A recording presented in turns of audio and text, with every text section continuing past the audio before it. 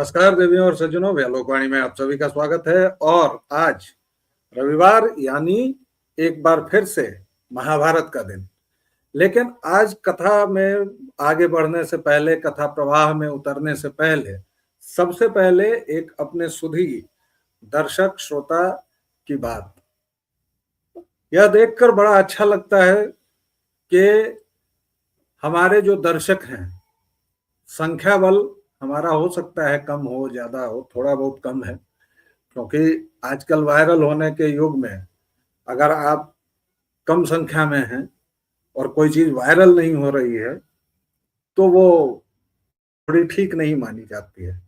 लेकिन मैं यह भी जानता हूं कि हालांकि ये उदाहरण एक ऐसे व्यक्ति ने दे दिया है कि ये उदाहरण नहीं देना चाहिए मुझे, लेकिन मदिरा का विज्ञापन शायद ही किया जाता है, कम किया जाता है। तो कानूनी रोक भी है, सरोगेट है, लेकिन दूध का विज्ञापन करना पड़ता है। और खासतौर से महाभारत की जो कथा है, इतनी गुंजलकें हैं। अभी जैसे ये 26वां हमारा एपिसोड चल रहा है, 26वां अध्याय है, अगर हम एक एपिसोड को एक अध्याय माने तो। लेकिन उसमें अगर आप बीच में से कहीं कोई भी पढ़ेंगे या सुन लेंगे तो कहीं ना कहीं कथा प्रवाह में पीछे रहेंगे। या तो बिल्कुल शुरुआत से आपको लगातार सुनना होगा, देखना होगा, या फिर उसको एक अलग कथा की तरह ही ट्रीट करना होगा। हालांकि मैं कोशिश करता हूं, और अभी तक चूंकि हमारे अतिथि पूर्णतया स्वस्थ नहीं हुए हैं शारीरिक तौर पर भी, और थोड़ा सा अभी वो उस मनस्थिति में भी नहीं है कि महाभारत, क्योंकि वह महाभारत की कथा को बहुत गंभीरता से लेते हैं। तो उनका मानना है कि तुमने जिस तरह 2 किए हैं, तीसरा अध्याय भी कर डालो, फिर अगले रविवार से मैं आ जाऊंगा। तो आज फिर से आप लोगों को मुझे ही झेलना पड़ेगा। लेकिन बात फिर से उसी सुधी दर्शक की, श्रोता की। आस्तिक की कथा बताते हुए मैंने उस नाम का अन्वय नहीं बताया था, और मैंने केवल कह दिया कि उन्हें गर्भावस्था में ही वेदों का ज्ञान मिल गया था, गर्भावस्था में ही वो विद्वान हो गए थे। यह भी सत्य है। लेकिन श्री अजित राय नाम के उन सज्जन ने मुझे फोन किया और बताया कि वो मुझे बाबा कहते हैं, कि बाबा तारा से ही ठीक ना भइला, तुहो एमे चूक गईला। तो अजीत भाई, मैं मानता हूं कि वहां चूक हुई है, जानबूझकर नहीं हुई है, चूंकि अकेला था, और ये मैं कोई सफाई नहीं दे रहा हूं, वहां चूक हुई है। आस्तिक अस्थि से बना है। अस्थि मतलब होना, अस्तित्व। जिस तरह अस्थि से बना है उसी तरह आस्तिक। और एक आस्तिक के नाम में तो में दीर्घ की मात्रा होती है, और एक होता है आस्तिक। आस्तिक का मतलब क्या होता है? हम अमूमन मान लेते हैं कि जो ईश्वर में विश्वास रखता है वो आस्तिक है और नास्तिक है। अस्तित्व में जो भरोसा रखता है, जो यह मानता है कि वह है, कौन है। औपनिषदिक वार्ता इसी से शुरू होती है, को हम। तो श्वेत केतु को उसके गुरु कहते हैं कि तत्वमसि श्वेत केतु, वह तुम ही हो। और फिर निचोड़ निकलता है, सार निकलता है कि अहम ब्रह्मास्मि, यानी मैं ही हूं। अद्वैत का चरम है कि आप और ब्रह्म एक हो जाए। और ब्रह्म का मतलब क्या है? ब्रह्म का मतलब जो सर्वदा विस्तृत हो, सर्वदा आगे बढ़े। अस्तु, हमारे दर्शक और श्रोता इसी तरह इंगित करते रहें। इस आस्तिक में ह्रस्व की मात्रा होती है। और जो संत थे, जो जरत्कारु के पुत्र थे, दोनों, उनके पिता और माता दोनों का ही नाम जरत्कारु था, वह जब लिखा जाता है तो उसमें मात्रा दीर्घ से होती है। वह भी अस्थि धातु से बना है, और उसका भी अर्थ वही होता है कि होना, अस्तित्व का होना, प्रकट होना, तो वह भी अस्थि से ही बना है। अब हम लोग आगे की कथा में बढ़ते हैं। हमने ऋषि पराशर और देवी सत्यवती की कथा तक हम लोग पहुंचे थे पिछली बार। और महाभारत की एक और बड़ी अनोखी बात है, जैसे अभी हम आदि पर्व ही चल रहा है। प्रथम खंड में 2 पर्व हैं, आदि पर्व है और सभा पर्व है। और आदि पर्व में अभी जिस जगह हम लोग पहुंचे हैं वहां अंशावतरण पर्व, यानी देवताओं के अंश के तौर पर जो अवतरण हुआ है, अब उसकी कहानी अचानक से आ जाती है। जैसे सत्यवती अब चूंकि योजन गंधा हो गई हैं और उनके शरीर से दिव्य गंध आने लगी है। पहले जो मछली की गंध थी, पहले वो मत्स्य गंधा थी, अब योजन गंधा है। 1 योजन तक उनके शरीर की दिव्य गंध जा रही है, क्योंकि ऋषि पराशर ने को यह वरदान दिया है। तो उनके पिता पूछते हैं दासराज, वो पिता को कैसे मिली थी ये भी आप लोगों को पता ही है, पिछले एपिसोड में हमने इस पर चर्चा की थी।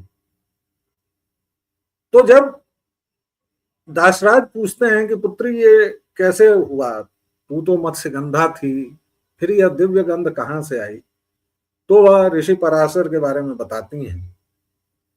और उसके बाद बोलती हैं कि मैं जब नाव खे रही थी तो वह यमुना के तट पर आए थे, फिर उन्होंने अपनी सृष्टि की, कुहेलिका की, और हमारा समागम हुआ। और वहीं से कृष्ण द्वैपायन व्यास का जन्म होता है, क्योंकि वो द्वीपों पर थे तो इसलिए द्वैपायन। और वेदों को उन्होंने संकलित किया तो फिर जाकर वेदव्यास हुआ उनका नाम। हालांकि जो कथा प्रवाह चलता है और जो उनकी कीर्ति है, उस हिसाब से ये लगता है कि बाद के वर्षों में वेदव्यास एक उपाधि बन गई थी और कोई एक व्यक्ति मात्र नहीं रहे थे, बहुतेरे वेदव्यास हुए। लेकिन अभी हम इतिहास की उस उधेड़बुन में नहीं पड़ेंगे, अभी हम बात करेंगे आगे की।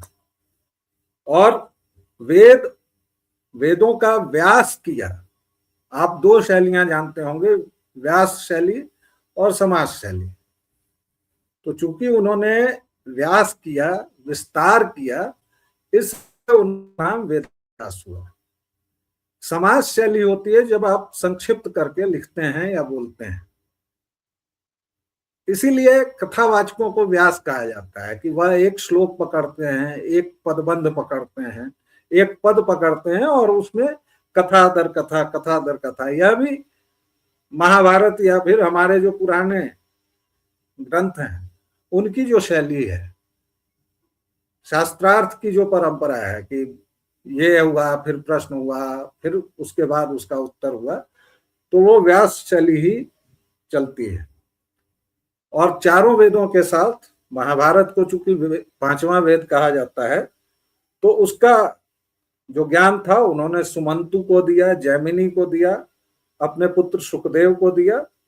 और चूंकि आपको एक बार फिर स्मरण करा दूं कि यह कथा उनके ही कहने पर वैशंपायन सुना रहे हैं जन्मेजय को, तो वो अपना भी नाम लेते हैं। और साथ में एक अन्य ऋषि हैं पैल, इन 5 को उन्होंने यह ज्ञान दिया था। फिर उन सब ने पृथक पृथक अलग अलग महाभारत की संहिताएं प्रसारित की। इसीलिए कहीं आप देखेंगे कि किसी ऋषि ने 20,000 श्लोक ही कहे हैं, किसी ने कुछ कहा है। फिर जय से महाभारत तक की जो यात्रा है वो 8,000 श्लोक से अंततः 1,00,000 श्लोक तक की होती है। अब यहीं पर महाभारत का एक रोचक तथ्य आता है कि ये बात चल रही है और अचानक से भीष्म का परिचय आने लगता है। क्योंकि मैंने कहा आपको कि अंशावतारण पर्व है, तो भीष्म का जन्म कैसे हुआ, वह 8वें वसु के अंश थे। और यह कथा तो चूंकि आप लोग बहुश्रुत है, बहुप्रचारित है, आप लोगों ने धारावाहिक में भी देखा होगा जो बी आर चोपड़ा ने बनाया था, हालांकि उसमें कई सारी चीजें इधर उधर की भी हैं, बहुत सारी चीजें पटकथा में उसकी गड़बड़ भी है, लेकिन फिर भी अभी तक जो 2 महाभारत बने हैं, एक तो एकता कपूर ने पता नहीं क्या बनाया था मॉडलिंग का वो पूरा, तो इसलिए वो चल भी नहीं पाया, लेकिन उसमें जो गंगा का, शांतनु का और ये दिखाया। अच्छा, यहाँ शांतनु का उल्लेख नहीं है, बस ये बताया गया है कि भीष्म अंशावतार थे, तो वो गंगा जी के गर्भ से पैदा हुए और इसलिए। और इसके बाद अचानक विदुर का परिचय देते हुए एक ऋषि की कथा आती है, अणिमांडव्य। वह वेदांगों के ज्ञाता थे, वेद के ज्ञाता थे, बहुत बड़े तपस्वी थे, मुनि थे। तो उनको चोरी का उन पर आरोप लगा, और उस काल में चोरी की सजा सूली पर लटका कर, सूली भाले की तरह की चीज होती थी, और उस पर जो अपराधी होते थे उनको उसी पर टांग दिया जाता था। बड़ी पीड़ादायक और भयंकर मृत्यु होती थी। तो अणिमांडव्य को उस पर लटका दिया गया, और इसके बाद जानते हैं क्या हुआ? उन्होंने धर्मराज को ही शापित कर दिया। मतलब आप हमारे वांग्मय की विशेषता देखिए। भृगु ऋषि की कहानी आपको पता होगी, उन्होंने तो जाकर भगवान विष्णु को ही लात मार दी थी उनकी सहन शक्ति की परीक्षा लेने, और फिर भगवान विष्णु ने उनका पैर पकड़ के कहा था कि अरे ऋषिवर, आपके कोमल पैरों को मेरी छाती से, चूंकि ये पत्थर की तरह कठोर है, कहीं चोट वोट तो नहीं लग गई। प्रतीक समझने चाहिए हमें। ये ब्राह्मणत्व है कि आप धर्मराज को भी दंडित कर सकते हैं, लेकिन आज जिस तरह हम जाति जाति जाति जाति, अव्वल तो हमने वर्ण को जाति का पर्याय बना दिया है, और ये जो अंग्रेजों की विषबेल बोई गई, क्या आज कोई ब्राह्मण यह दावा कर सकता है? क्या कोई ब्राह्मण अपने वर्ण के अनुसार काम करता है? शायद नहीं करता है। और यही कारण है कि कलयुग, जैसा हमारे ग्रंथों में बताया गया है कि कलयुग इतने चरम पर है। आगे अगर बढ़ेंगे तो वह धर्मराज को बुलाते हैं और कहते हैं कि मैंने कभी बाल्यावस्था में एक चिड़िया के बच्चे को एक सींग से मार दिया था, मृत्यु नहीं हुई थी, उसको थोड़ा सा छेद दिया था, तो वो पाप है जो मुझे अभी स्मरण आ रहा है। दूसरा तो मैंने कोई पाप नहीं किया, इसलिए धर्मराज, क्योंकि आपने मुझे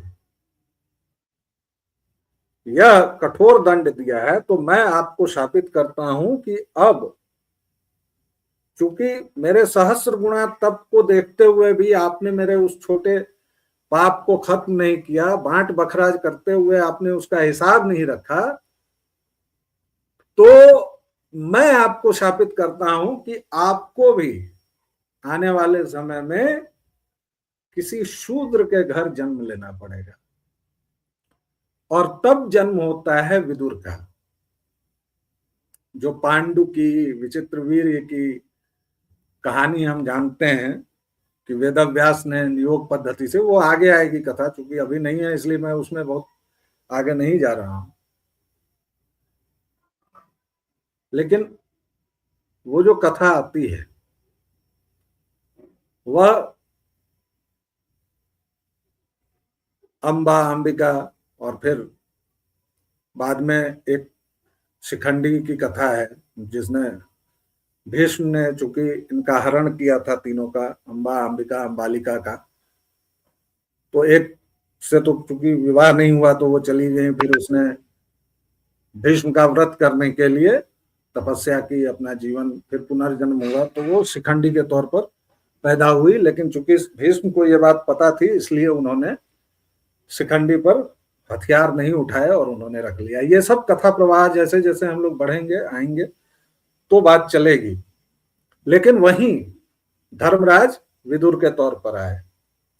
उसी तरह कुंती के गर्भ से, यहीं पर कर्ण का भी परिचय दे दिया जाता है कि कुंती को जो वरदान मिला था तो उन्होंने कुमारी अवस्था में ही,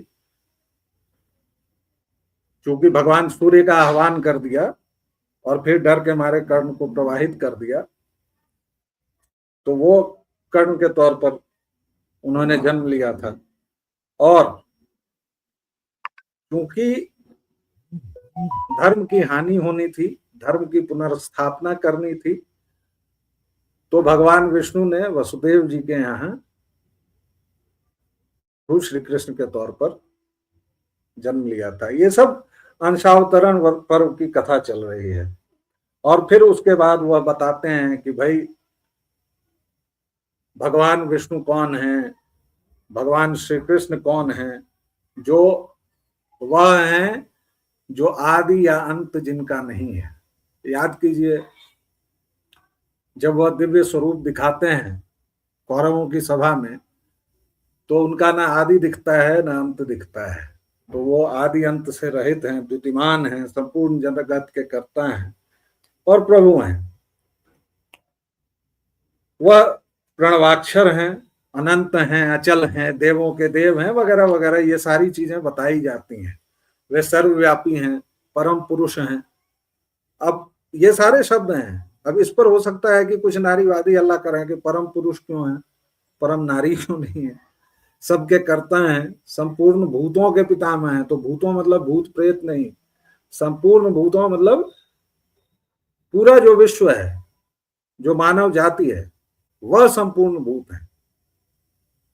भूत का एक अर्थ वह भी होता है, जैसा रश्मि रति में लिखते हैं, चर अचर जीव जग क्षर अक्षर, नश्वर मनुष्य सुर जाति अमर, सब जन्म मुझी से पाते हैं, फिर लौट मुझी में आते हैं।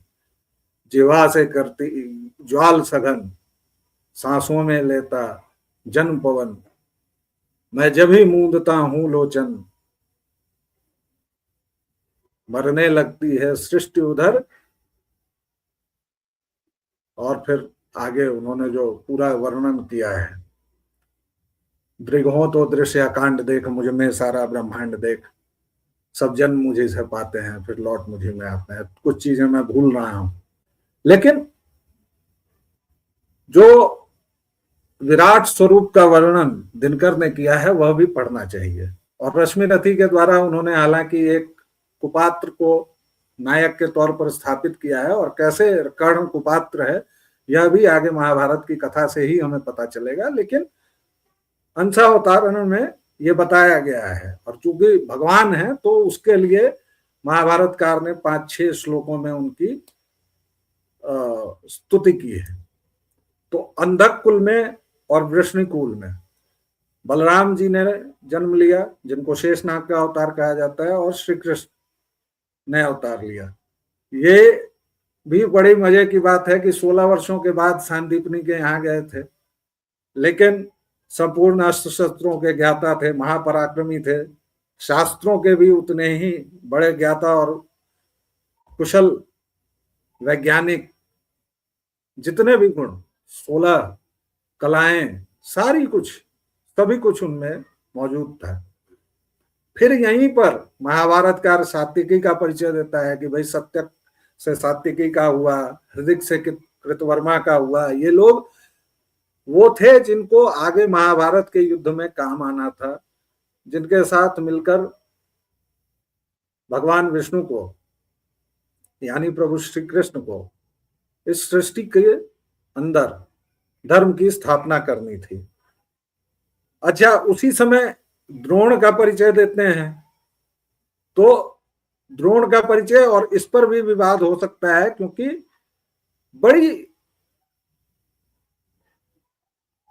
कुछ बातें जो हैं वह आपका जो वैज्ञानिक मस्तिष्क है, क्योंकि वह प्रतीक स्वरूप में कहा गया है, तो वह वैज्ञानिक मन जो आपका होगा वो कहेगा कि यार ये क्या बात हो रही है, ये महाभारतकार ने क्या लिखा है। लेकिन जब हम एक बार कथा प्रवाह जान लेंगे और 3-4-5 इशू के बाद, 5 एपिसोड के बाद जब हम उन प्रतीकों पर बात करेंगे, तब इनका निस्तारण भी करेंगे। जैसे महर्षि भरद्वाज के बारे में है कि वह उग्र तपस्वी थे, तमाम चीजें थी, और उनका वीर स्खलित हुआ और वह द्रोणी में, यानी द्रोणी कहते हैं किसी पर्वत की गुफा को, उसमें वह स्खलित हुआ और धीरे धीरे पुष्ट होने लगा। वही बालक आगे चलकर द्रोण हुए, उसी से द्रोण का जन्म हुआ था। फिर उसी में आगे कृपि और कृपाचार्य, कृपि और कृप दोनों की कथा है। उनकी क्या कथा है कि गौतम गोत्र के ऋषि शरद्वान का वीर सरकंडे के समूह पर गिरा।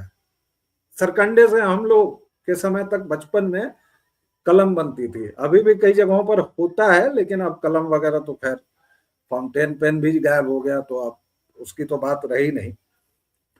वह जो वीर सरकंडे पर गिरा तो दो भागों में बंट गया और उससे एक कन्या का जन्म हुआ, एक पुरुष का जन्म हुआ। कन्या थी कृपि और बालक थे कृप, जो कि आगे चलकर कौरवों के पुरोहित होते हैं, कृपाचार्य उनकी। और फिर उसके बाद द्रोणाचार्य अश्वत्थामा के जन्म की बात है, जो जिनके बारे में कहा जाता है कि वो आज भी घूम रहे हैं, क्योंकि उनको दीर्घ जीवन का वरदान मिला और साथ में उनके सिर से वह मणि निकाल ली गई, जिसके चलते वो आज तक न मर पा रहे हैं न जी पा रहे हैं। उसी तरह चूंकि द्रोण से, हालांकि महाभारत के अभी तक यहां पर केवल परिचय दिया गया है, यहां यह नहीं बताया गया है कि द्रुपद को चूंकि द्रोण से बदला लेना था, प्रतिशोध लेना था, इसलिए उन्होंने यज्ञ किया और उस यज्ञाग्नि से धृष्टद्युम्न और द्रौपदी का जन्म हुआ। यहाँ केवल कह दिया गया है कि यज्ञाग्नि से तेजस्विनी द्रौपदी उत्पन्न हुई और तेजस्वी धृष्टद्युम्न पैदा हुए। यहीं पर प्रहलाद के शिष्य की भी बात आती है। उनका शिष्य नग्नजित था, जो राजा सुबल के तौर पर प्रकट हुआ। देवता चूंकि उस पर कुपित थे, तो सुबल का बेटा कौन था? जी हाँ, शकुनी मामा, महाभारत के खलनायकों में से एक। और उनकी माता गांधारी जो थी, सुबल की पुत्री जो थी, शकुनी की बहन, वह दुर्योधन वगैरह कौरवों की मां थी। ये दोनों भाई बहन अर्थशास्त्री थे। जी हाँ। अब फेमिनिस्ट इस पर क्या कहेंगे? भाई पढ़ने नहीं दिया जाता था, स्त्रियों को कैद रखा जाता था, लेकिन यहाँ तो महाभारतकार लिख रहे हैं कि वह तो अर्थशास्त्र की ज्ञाता थी। उसी तरह विचित्र वीर की अंबिका और अंबालिका के गर्भ से जब नियोग हुआ तो धृतराष्ट्र और पांडु का जन्म हुआ। उसी तरह द्वैपायन व्यास से ही शूद्र महिला के गर्भ से विदुर का जन्म हुआ था। विदुर के बारे में कहा जाता है कि वे धर्म और अर्थ के ज्ञान में निपुण थे, बुद्धिमान थे, मेधावी थे, पाप उन्हें छू नहीं गया था। पांडु से कुंती और माद्री के पुत्र उत्पन्न हुए, कुल 5। उन सब में सबसे बड़े युधिष्ठिर थे, और युधिष्ठिर को भी कहा जाता है कि वह खुद धर्मराज के अवतार थे। युधिष्ठिर का जन्म धर्म से हुआ था, भीमसेन का वायुदेव से हुआ था, अर्जुन का इंद्रदेव से हुआ था, और नकुल और सहदेव अश्विनी कुमारों से उत्पन्न थे। नकुल और सहदेव जुड़वा पैदा हुए थे। उसी तरह धृतराष्ट्र के 100 पुत्र हुए, और उसकी एक अलग कथा है कि धृतराष्ट्र जब गांधारी गर्भवती हुई तो बहुत दिनों तक चूंकि बच्चे नहीं हो रहे थे और गर्भ ही था, तो उसको फिर से बाहर निकालकर, और वहां भी ऋषियों ने 100 अलग अलग घड़ों में उनको रखा था।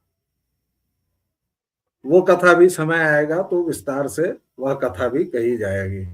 उसी तरह उनके पुत्रों में जो सबसे ज्यादा पराक्रमी थे धृतराष्ट्र के पुत्रों में, वैसे तो 100 पुत्र थे, लेकिन दुर्योधन, दुशासन, दुस्सह, दुर्मर्शन, विकर्ण, चित्रसेन, विभिंशति, जय, सत्यव्रत, पुरुमित्र इत्यादि जो भी, और युयुत्सु जो थे वह वैश्य जाति की महिला से उत्पन्न हुए थे। ये सब के सब, ये जितने नाम मैंने लिए हैं ये सब महारथी थे। महारथी, अतिरथी, अर्धरथी, ये तमाम श्रेणियां होती थी योद्धाओं की। ये भी आगे जब हम बढ़ेंगे तो पता चलेगा कि महारथी किसको कहा जाता था, अतिरथी किसको कहा जाता था, रथी किसको कहा जाता था, और अर्धरथी किसको कहा जाता था। यहीं पर महाभारत का अचानक से अर्जुन के पुत्र जो सुभद्रा श्री कृष्ण की बहन है, अभिमन्यु के जन्म की भी सूचना दे देते हैं।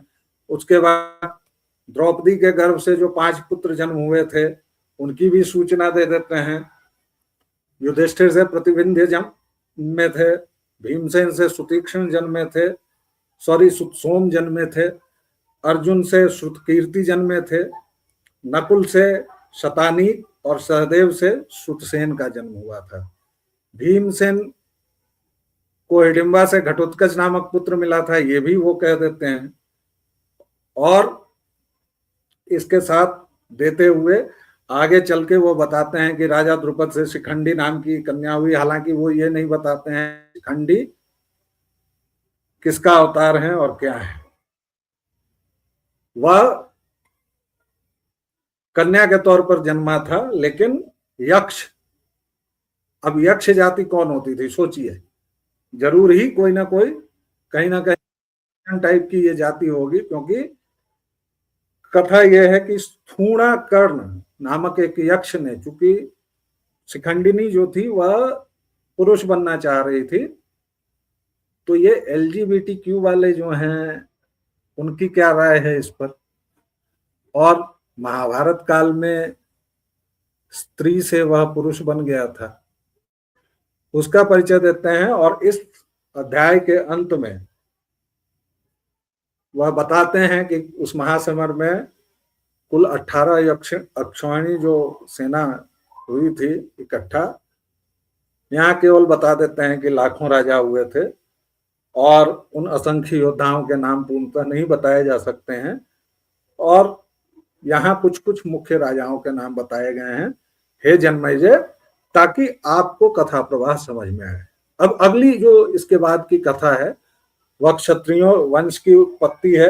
उसमें ब्राह्मणों का कैसे था, वहां परशुराम की कथा आती है कि परशुराम ने जब संहार कर दिया था क्षत्रिय वर्ग का, तो फिर कैसे हुआ, उस समय का राज्य किस तरह होता था, उस समय जो धार्मिक राज्य होता था उसका कैसे होता था, फिर असुरों का जन्म कैसे हुआ, और फिर इन असुरों के भार से पीड़ित पृथ्वी जब ब्रह्मा जी की शरण में जाती है और ब्रह्मा जी देवताओं को अपने अपने अंश से पृथ्वी पर जन्म लेने का आदेश देते हैं, वह हम अगले इसमें पढ़ेंगे। आप लोगों के कुछ एक प्रश्न आए हैं, लेकिन हम प्रतीक्षा कर रहे हैं, अभी केवल 2 प्रश्न ही हुए हैं हमारे पास। तो हमारा यह मानना है कि कम से कम 5-10 प्रश्न अगर हो जाएं हमारे पास, तो हम एक एपिसोड करने लायक हो जाएंगे कि उसी पर पूरा एपिसोड हम करें अगले रविवार से। हालांकि हमारा प्रयास था कि इसी रविवार से हमारे अतिथि आ जाएं, आप लोग उनको चाह रहे हैं, उनसे कथा सुनना चाह रहे हैं, या आपने बताया है, तो वह जल्दी ही आप लोगों के बीच उपस्थित होंगे। अगले अंक से वही कथा वाचन करेंगे और मैं केवल उनके साथ रहूंगा। तो अभी के लिए इतना ही, एक छोटा सा विराम, और आग्रह है कृपया इसको आगे बढ़ाइए। और कोई भी आप एपिसोड देखें न देखें, लेकिन महाभारत का एपिसोड खुद देखें तो देखें, अपने बच्चों को जरूर दिखाएं, क्योंकि हम कहीं ना कहीं इन सब मामलों में पीछे रह गए हैं। व्यालोक वाणी को अपना स्नेह और प्रेम देते रहिए। प्लीज लाइक शेयर और सब्सक्राइब कीजिए। लाइक करने से वीडियो आगे बढ़ता है, वीडियो की गति बढ़ती है, वीडियो की पहुंच बढ़ती है। तो प्लीज लाइक शेयर और सब्सक्राइब कीजिए। एक छोटे से विराम के बाद फिर मिलेंगे, तब तक के लिए जय जय सिया राम।